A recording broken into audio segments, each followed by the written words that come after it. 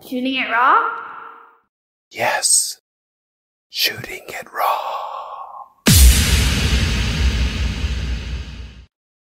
Photography means a way of visually capturing a memory. Something you can go back to and relive that moment.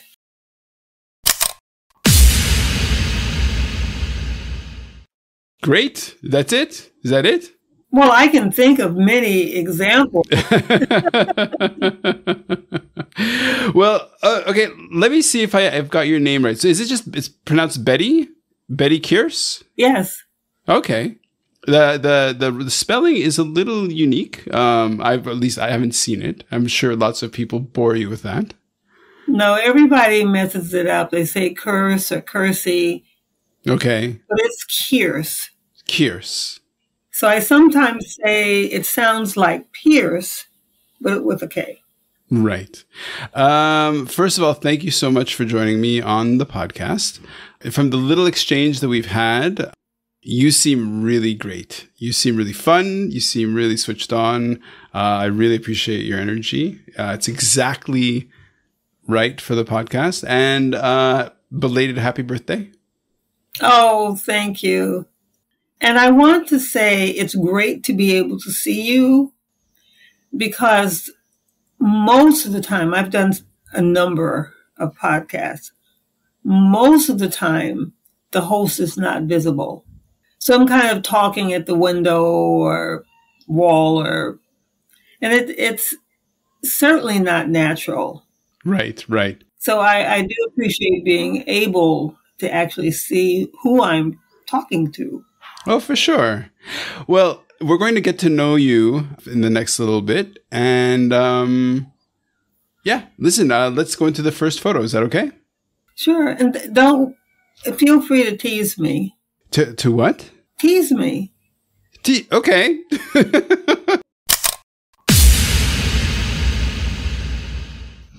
Very sorry about that. I have an 11-year-old daughter who decided to take that moment to practice her vocal cords. Oh, I have an 11-year-old granddaughter. Ah, nice, nice, nice. So let's start with the first photo.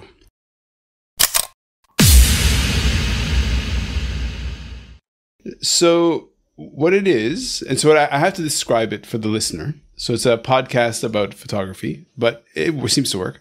So it's a book cover, and it says "The Other Madisons: The Lost History of a President's Black Family" by Bettye Kearse. Right. So it's basically the main color of the background is black, and then you can just sort of tell the figure, like a head, like the sort of the chest and the top profile of it looks like a woman, and it's an image made of other portraits, and the lettering is in this nice off-white over it. I mean, it's beautiful. It's a beautiful book cover. How old is this book? It is 3 years and 3 months old. Oh, wow. Wow, wow. And have you written many other books? No, just this book. I've done a lot of writing.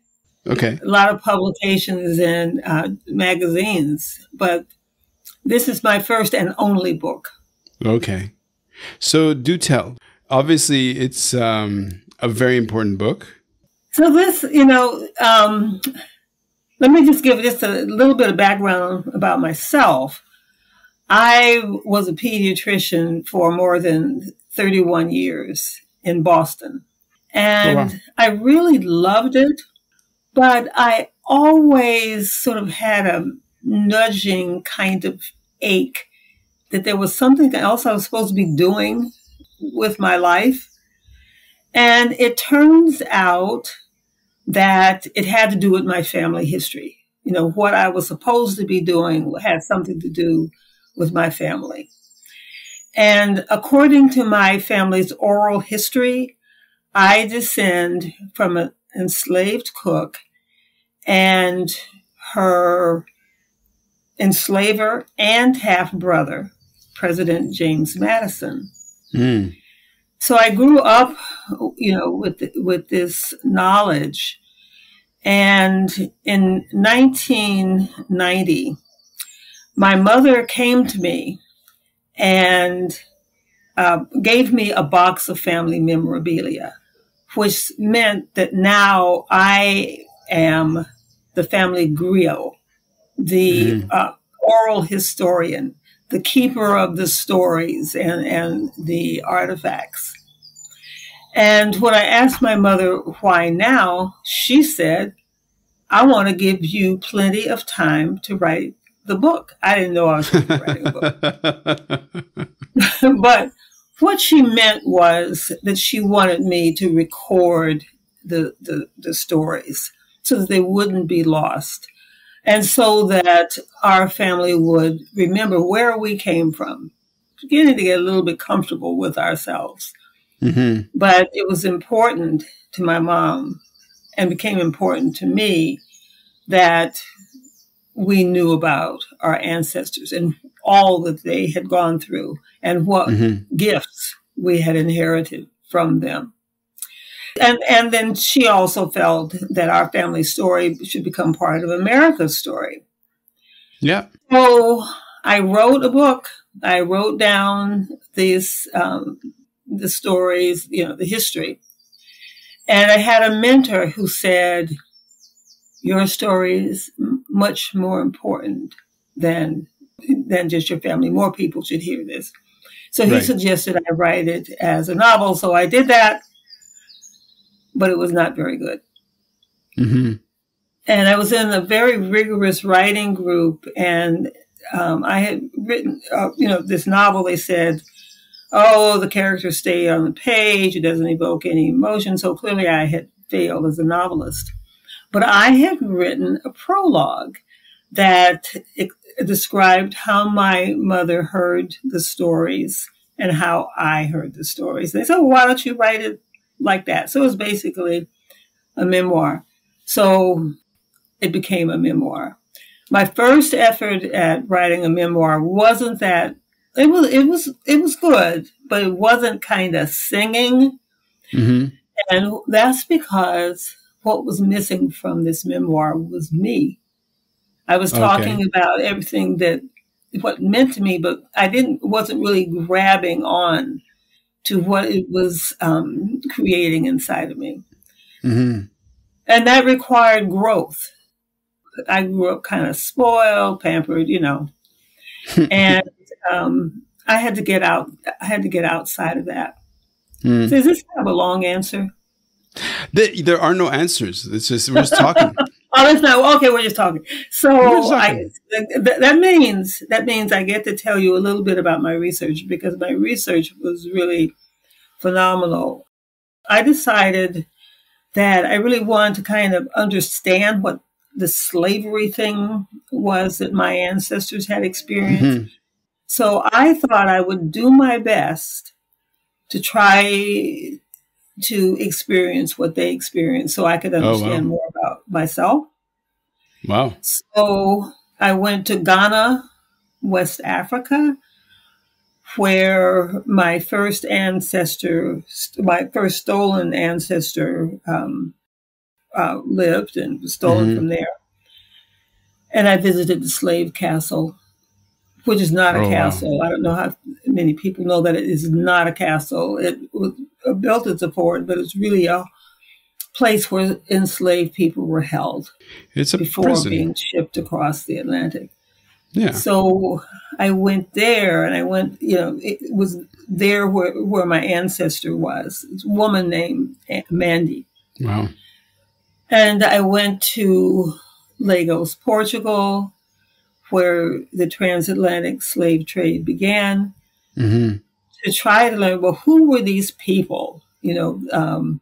Henry the Navigator and, his cohorts who would steal massive numbers of people, who would destroy massive, unfathomable numbers of lives, who destroyed the freedom of these people. Mm-hmm. So I went to Lagos, Portugal, and I got angry with these people. It was, there's these phenomenal statues of these enslavers, these abductors, and very little of the enslaved people. I went there. I went to Baltimore, Maryland, where there's a replica of a slave ship, and you can go inside this thing. And no replica can ever really recreate the real experience. Of course. But you go into this plate, this replica, and you kind of feel encaptured. And they have recorded sounds of waves splashing and bells clanging and people sobbing and chains rattling, and you do get a sense of it. And I went to New York City, where there was an 18th century African burial ground had recently been discovered, because I wanted to know how my ancestors had been buried, and I learned something positive. I learned that they were buried as human beings, with rituals, and buried with objects. And so I began to get a feel for things. But I think a very important part of my travels was going to and from Montpelier, which was James Madison's former plantation in Virginia, to see where my ancestors labored and died. So as I did this, and it happened over a number of years, I grew up. I mean, I was actually 47 when I started, but I didn't really grow up until I went through this experience, which my friends said was brave, but I didn't think of it as being brave. I thought of it more as kind of an internal and emotional journey. Sure. So anyway, it ended up at the book. That book.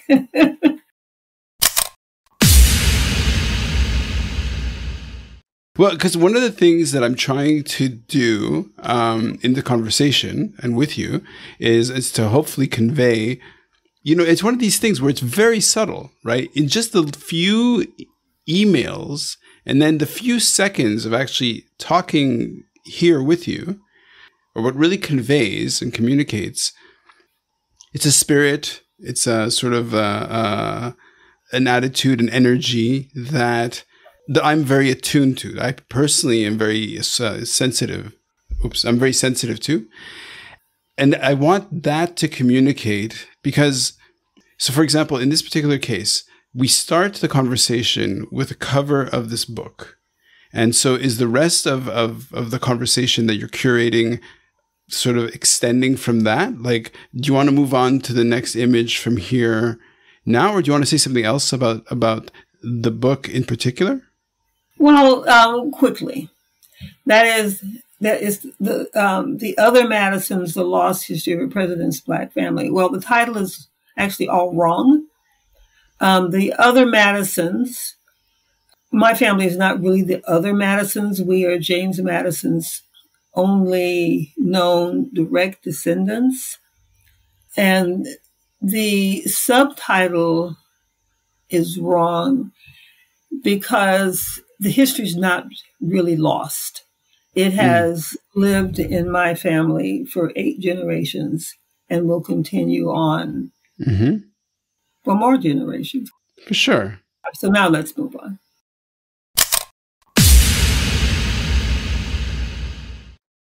Okay. This is called My Great-Grandmother, Martha. She's wearing a white blouse. Her hair is kind of short. She's wearing wire frame glasses. her eyesight, her gaze is just off center of the camera of the photographer, but it looks like one of these images where she had to sit very still because it's a long exposure. Slightly, it's like a black and white shot, kind of slightly sepia, but it says Martha Madison at the bottom, like a label almost, which is kind of strange for a portrait. So what is this story? My mother put that label in because it was in the box that I described, family memorabilia. So my mother was just identifying. Okay. Yeah, some of the pictures. Some of the times she put it on the back, sometimes she put it on the front. This time she put it on the front. But Martha was a woman who suffered a lot, but who actually used that pain as a strength. Mm-hmm. So Martha was born a slave. This picture was taken around the turn of the century. Okay. And she had a total of 10 children. Wow. But lost 5. Mm.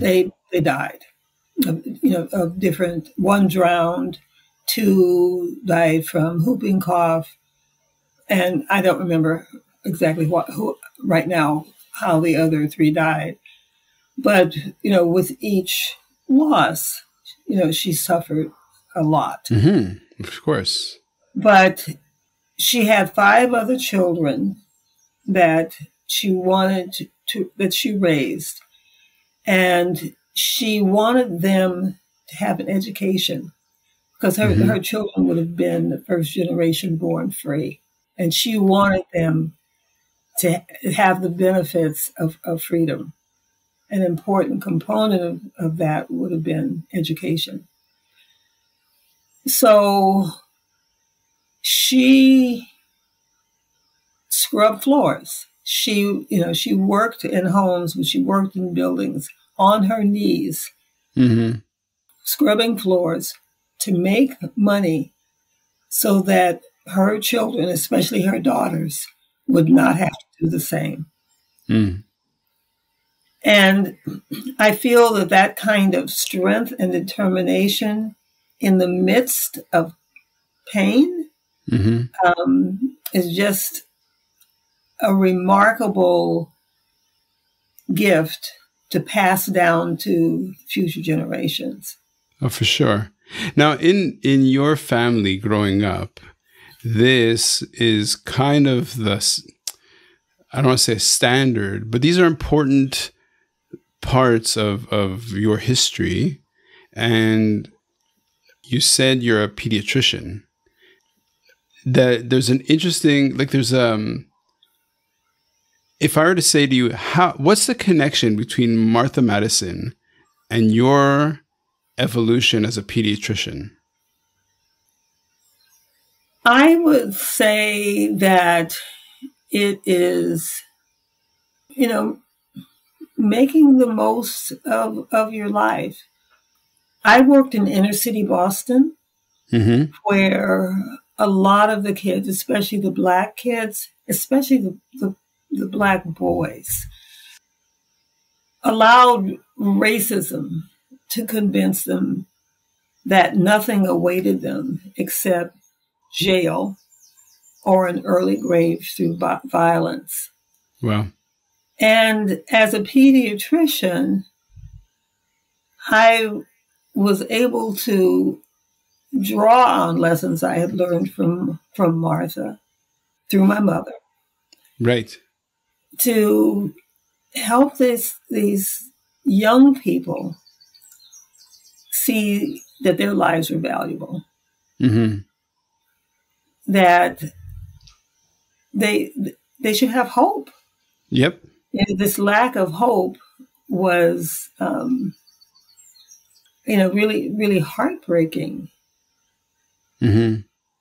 So, just as their ancestors had been told they were nothing more than property, my patients had been told they didn't have a future, or they had convinced that they didn't have a future. I called up Martha, to help me work with these young people to see that they have value, they have futures. Mm-hmm. Okay, so can you draw? So you said you have an 11-year-old grandson or granddaughter? Granddaughter. I have a grandson who just turned 13, just became a teenager. Let's do a little intellectual, the thread of X chromosome threads of going from your granddaughter to your daughter to you to your mom to Martha Madison and backwards. And let's make some kind of, what kind of narrative can you create, or what kind of wisdom, insight can you create from that thread of people across time?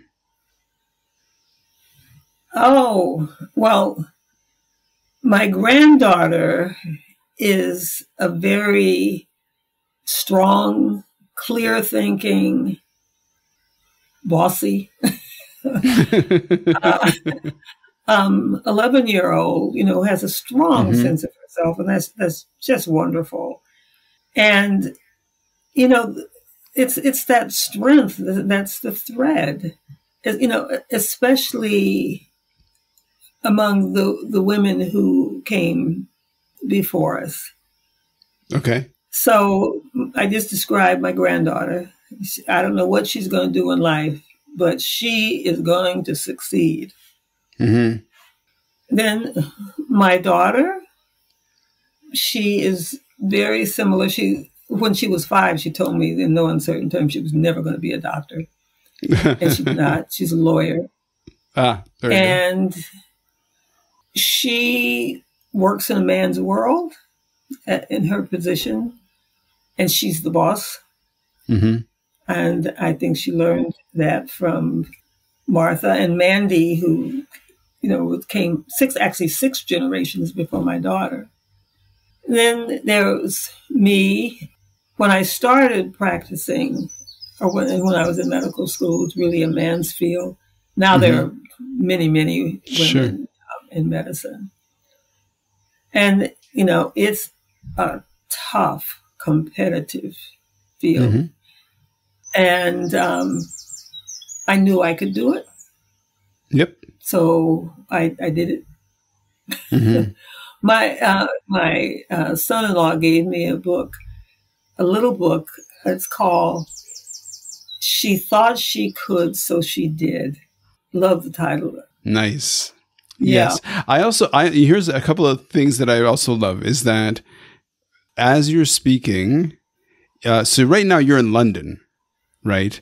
And as you're speaking to me, there's this beautiful bird just outside the window with the audio coming through. And it's really beautiful. I love it. I love it. So let's make the heart soar for a second, right? So there's the funny interconnections within the podcast. So one of the previous guests was from Ghana, and he is a conservationist. And I think he is working and living in London. So that's a funny little parallel.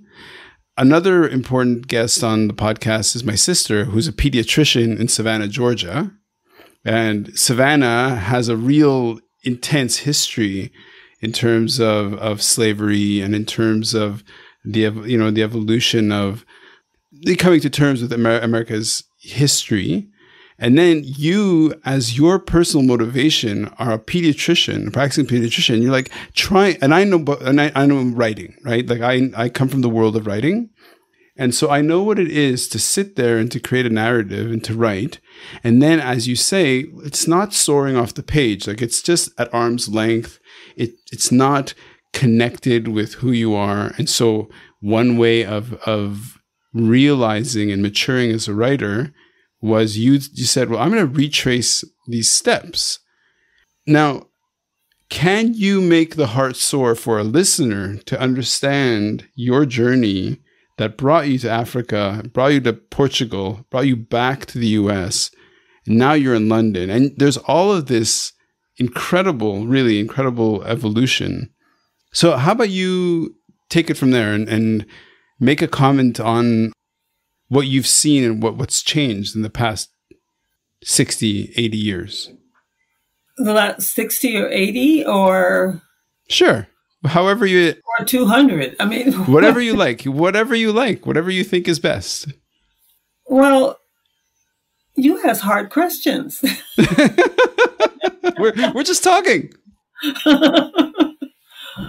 And that actually isn't a question. That's a challenge, because my 5 greats grandmother was enslaved. And when she, 7 days after she was born, she was given a name that we know endowed her with belief in herself. Okay. And we know this because we can see it in how her descendants have lived their lives. Mm-hmm. And maybe we could get back to that with a later slide. I think it's actually the 3rd one. Well, you know what? Since you said it's the 3rd one, it's a perfect segue to the next photo. Easy.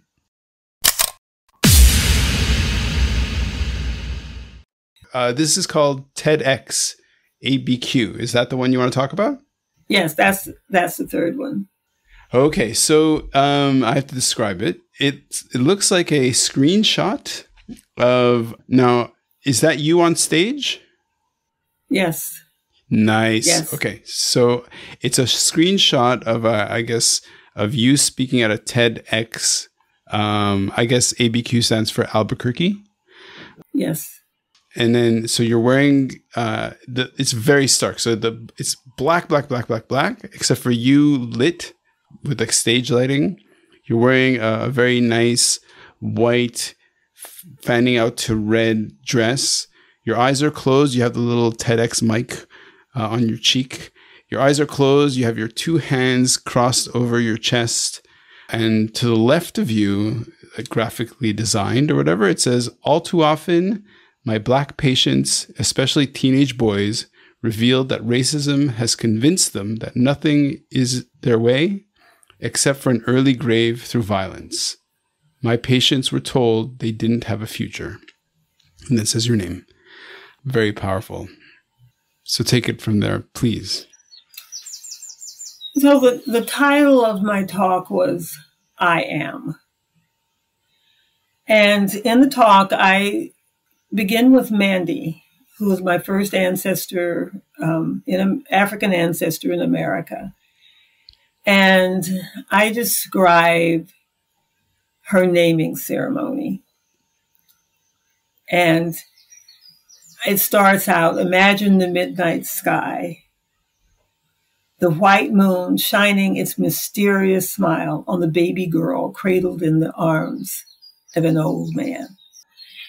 So it goes on to say that this old man is her father's father. And this is an African tradition. And he has spent weeks figuring out the names that would endow her with the qualities he wanted her to have as she grew up. And as I started to say earlier, we know that one of those qualities was the ability to believe in herself. And because we see it in her descendants. And when she was about 13 years old, she was abducted and became nameless until the Madisons of Virginia renamed her Mandy.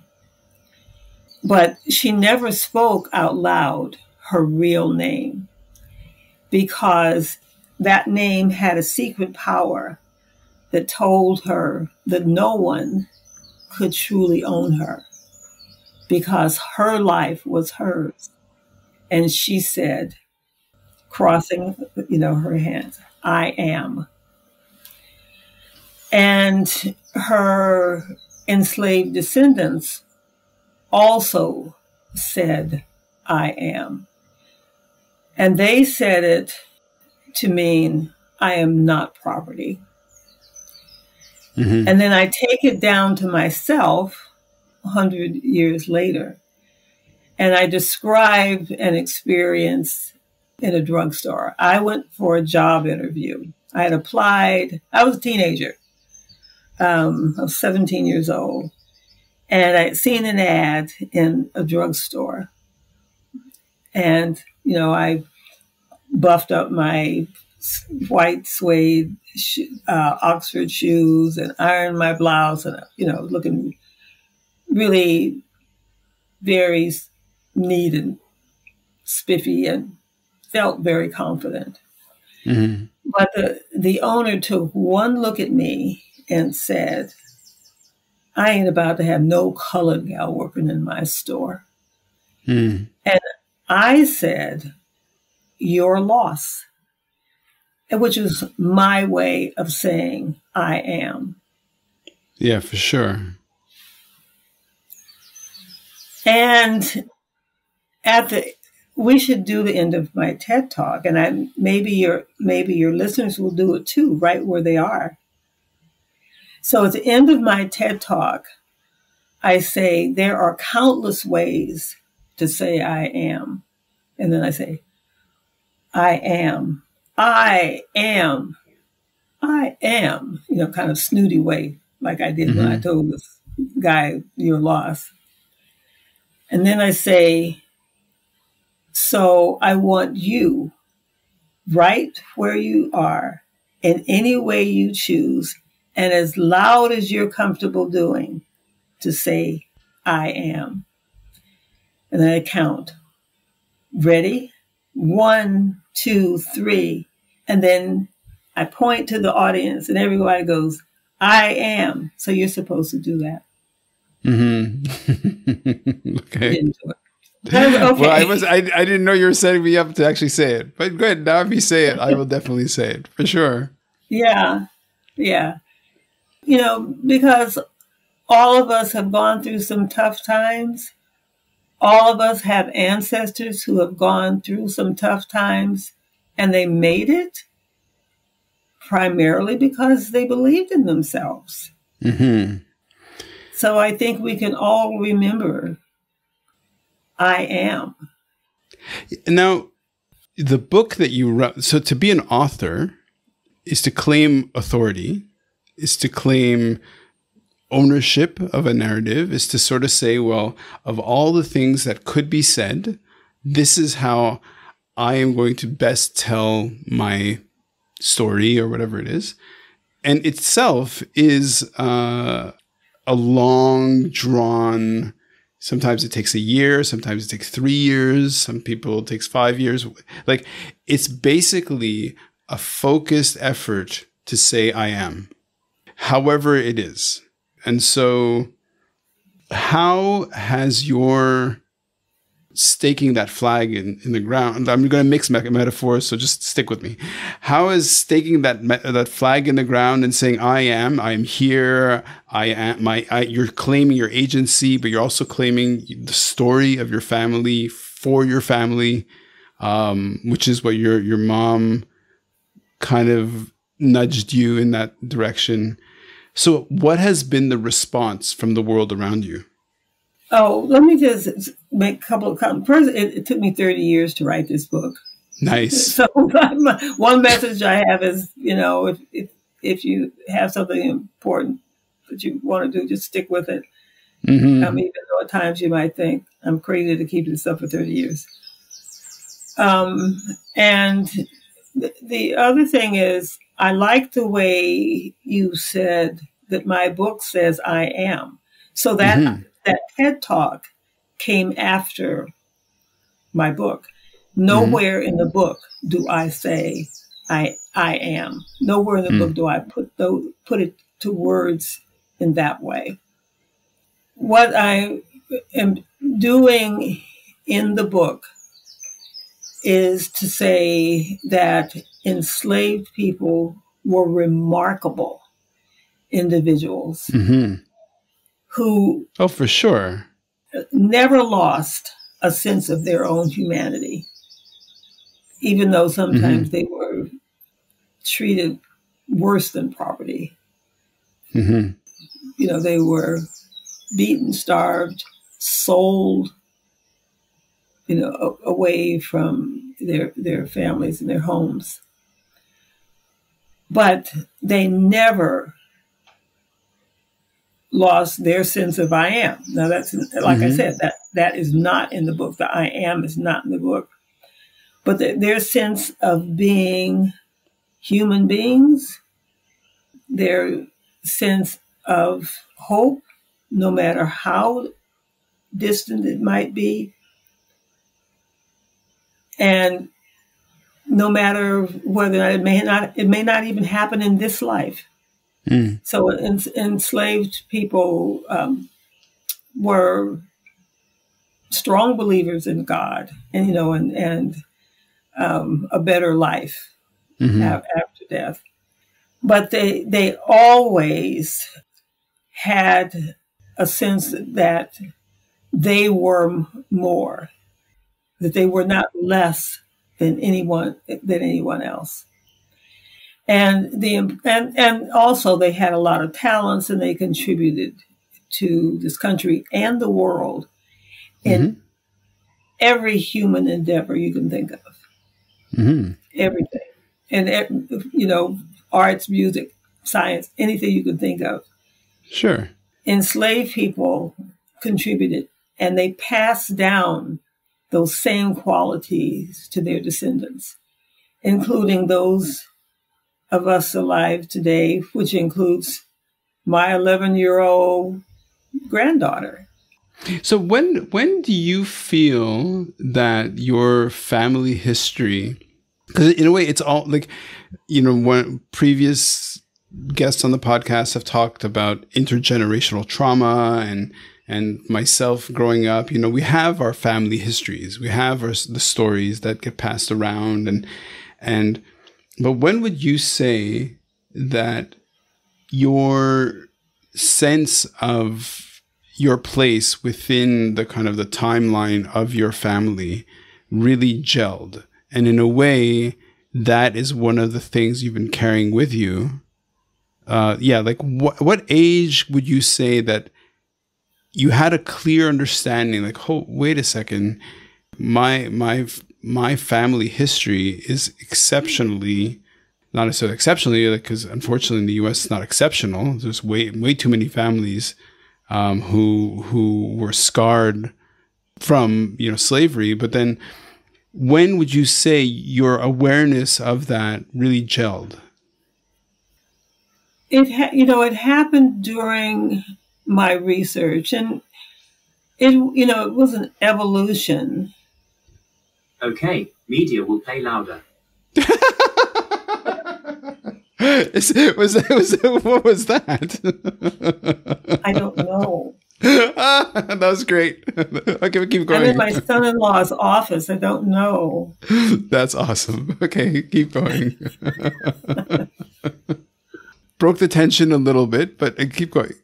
Yeah, it was an evolution, but I think it was when I was in Elmina Castle in Ghana, and I was standing in the courtyard below the governor's living quarters, and the story there about that courtyard, or that area of the courtyard, is that the governor of Elmina would have his soldiers bring in a bunch of enslaved women so that he could choose the one that he wanted to rape.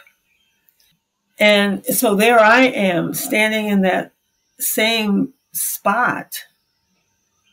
And I was in a mixed group, racially and, you know, gender-wise. It's just, you know, a group of tourists. But I felt like I was standing among a group of prospects that the governor was surveying. And I could feel the fear that Mandy and the other enslaved women must have felt, knowing why they were standing there and what was to happen next, and being totally defenseless. Wow. Yeah, I think that was the moment. Well, that's, yeah, definitely a visceral connection. And so as you're saying this, you're also connecting, you know, because my anchor, I see you on the screen because we're talking, but I'm also seeing the image of you standing with your eyes closed, your hands on your chest. I mean, I assume telling the audience, say, I am, to sort of basically claim your own authority and your own agency. So how would you step from there to the next photo?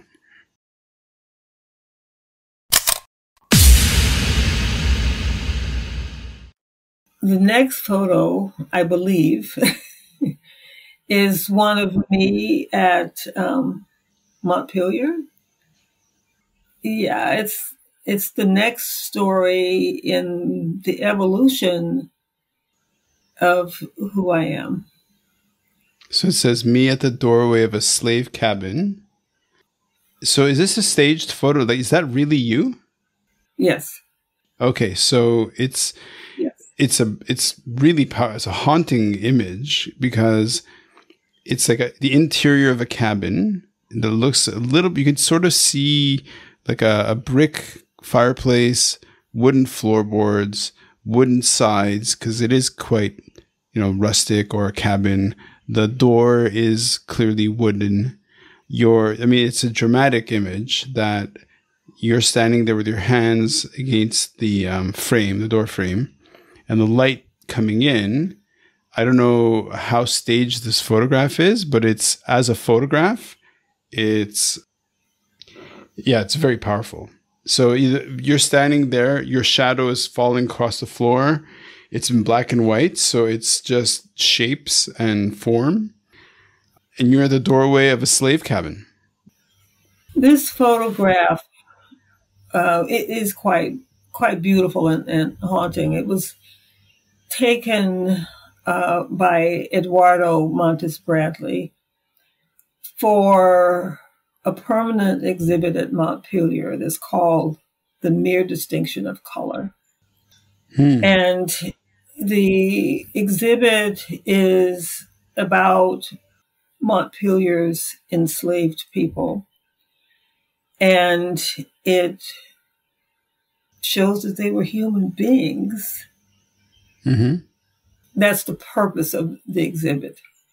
Part of the exhibit is to talk about daily lives, or illustrate the daily lives of people. It's actually in the cellar of James Madison's former home. And it's in the cellar because that's where the enslaved people worked, the house slaves. And, some of them live there.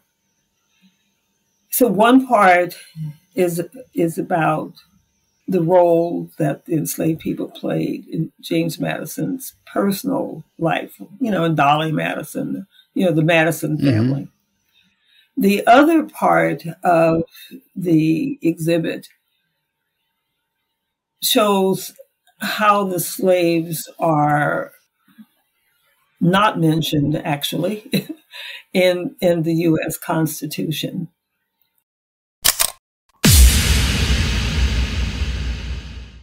Beyond the book and beyond your TED Talk, how can we sort of elevate people who are struggling to understand that, well, to find hope, to make every second count? Just explore what's important to them and what their dreams are. Brainstorm about how we can make those dreams come true.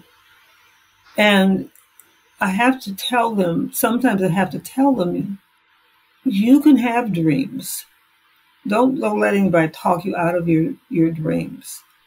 Maybe they're not what your parents want for you, or even I would want for you. But I certainly don't matter. And sometimes the parents are sort of putting shackles on their children's dreams, often because of their own experiences.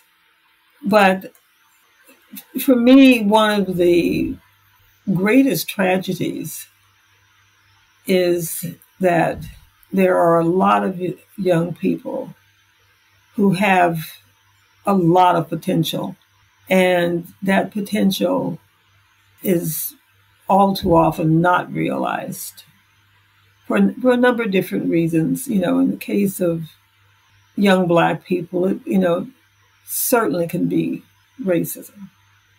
Racism is, I just have to call it a shackle. It just saps out the hope and energy and joy that, young people could have. Mm-hmm. Yeah, thank you. What's your next great work? How would you advise someone who may be trying to figure out, well, what's their next big thing? Like, be it a book, or be it studies, or be it a job, or whatever. It's going to depend on what those dreams are, but figure out how to make them possible. Mm-hmm. I'm 80 years old and I don't stop dreaming. I am now working on a screenplay, which takes forever to get onto the screen. First you have to write it, and then, the whole process is worse than getting a book published. But I'm not letting my age prevent me from working very hard on making this happen. Nice. So, the kids certainly are in a better, I don't like that word. I mean, I can't think of another word, but they're in a position in which they have time on their side. They can afford to make a few mistakes, and they can afford to figure out how and why those mistakes happen, how not to let them happen again, what step is next to get back on track toward fulfilling those dreams. Right. Okay, well, Bettye, so Bettye Kearse, the book is 3 years old, only 3 years old, so it's still very young. The Other Madisons, The Lost History of a President's Black Family. It'll be in the show notes for people to read. Is there any last thing you'd like to add? I'm just going to make a little comment about the book, and a review that I had, and it said, "This is the roots for the next generation." So I don't know if your audience is familiar with Alex Haley's book, Roots, and the TV miniseries that was based on it. And people should watch it for sure, or read it. You said you're working on a screenplay. Is it the screenplay of this book? It's a screenplay based on this book. It's not the book. Okay. Yeah. I wish I could remember the log line, but it's something like a Black descendant of President James Madison galvanizes the history of rape and incest to heal, to heal the racism smoldering in her mother, a pregnant Black teenager, and herself. Whew. That was a lot. Wow. Wow, Bettye. Wow. Look, thank you so much for this chat, this conversation. Real pleasure to meet you, and real pleasure to learn from you. Thank you. It was a pleasure to meet you and talk with you and to grapple with some of those challenging questions. Oh, okay. Well, thank you. I enjoyed it very much. Okay. Well, have a fantastic day. Enjoy London. Enjoy the birds. Yeah. Yeah. Yeah. So thank you so much. Thank you, Rand. Shooting it raw? Yes. Shooting it raw.